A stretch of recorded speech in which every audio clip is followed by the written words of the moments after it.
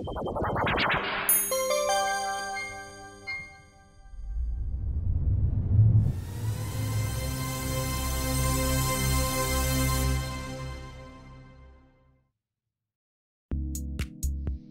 дәрісімізді бастайық. Мақсат. Өз алдына нақты мақсат қоя білу ұтымды бизнестің алғы шарттарының бірі болып табылады. Мақсат деген не? Мақсат дегеніміз ертеңгі жемісті алу үшін жасайтын бүгінгі жұмысымыз. Мақсат алға қойған бағытты көрсетеді. Егер бастапқыдан бағытыңыз дұрыс болмаса, қандай да бір іс-әрекет жасамасаңыз да керекті нәтижеге жете алмайсыз. Мақсат нәтижелі болу үшін қандай болу керектігін қарастырып өтейік. Біріншіден, мақсат қатты қызықтыратын, құлшындыратын болу керек. Сонда ғана сізде оны іске асыру үшін жігер күшіңіз пайда болады. Мысал айта кетейік. Менің жақын досым көп уақыт бойы шылым шегуді тастағысы келген. Бірақ оның шыдамы 1-2 күнге ғана созылатын. Оның көздеген мақсаты болды, бірақ оны іске асыруға шыдамы жетпей жүрді. Алайда, кейінірек ұлды болғаннан кейін бір шылым шеккен жоқ.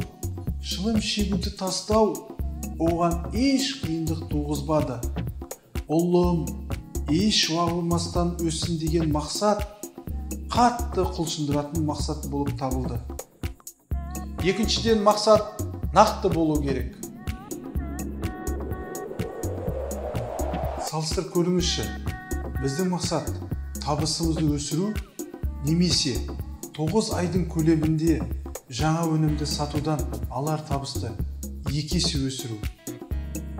Нақты емес, жалпылама мақсаттарды түсініп, іске асыру қиынға соғады. Қалада керек мекен-жайды іздегенде, сіз көше атауы мен үй номер арқылы іздейсіз ғой. Мекен-жайсыз үйді іздеп табу қаншалықты қиындық әкеледі. Сондықтан өз алдыңызға мақсат қойғанда, қашан, қанша, қайда деген сұрақтарды пайдаланыңыз. Өйткені мақсат түсінікті болу қажет. Үшіншіден, мақсат маңызды болу керек. Басты мақсатты анықтап, сол бойынша жұмыс істеу керек. Басты мақсатқа көп көңіл бөлу жоғарғы нәтижеге жеткізеді.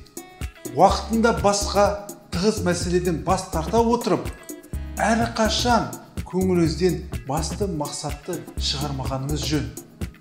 Басты мақсатты анықтамасаңыз, уақытыңыздың көп бөлігі майда шүйдеге кетіп, басты мақсат кейінге қалып қоюы мүмкін.